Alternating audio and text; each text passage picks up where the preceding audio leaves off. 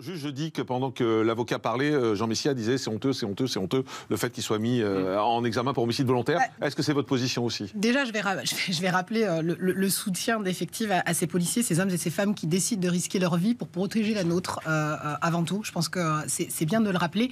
Ils font un métier difficile, ils font un métier mal payé et on a de plus en plus de mal à recruter alors qu'on est sur un métier véritablement vocation. Et ça, je pense que c'est toujours bon de le rappeler. Alors effectivement, on n'est pas dans le secret de l'instruction, donc c'est compliqué de juger cette affaire. Néanmoins, si on peut essayer de comprendre pourquoi le caractère de la légitime défense n'a pas été retenu, c'est que pour celui-ci, il faut avoir 3 éléments qui sont cumulatifs.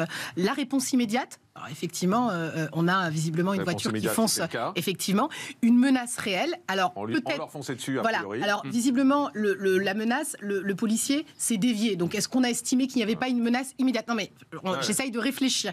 Et par contre, la riposte doit être proportionnelle. Et là, effectivement, on avait un fusil et il y a eu 10 balles, 10 tirs qui ont été poussés. Est-ce que c'est sur cet élément, en fait, que le juge a décidé que la riposte... Pardonnez-moi si je termine. Que la riposte n'était pas proportionnelle, c'est peut-être l'un des éléments de réponse. Ce qui est surprenant, c'est volontaire. Voilà, moi, j'aurais pensé à involontaire à la limite. À partir du moment où on tire 10 fois, effectivement... Jean Messia, on fait vite parce qu'on est...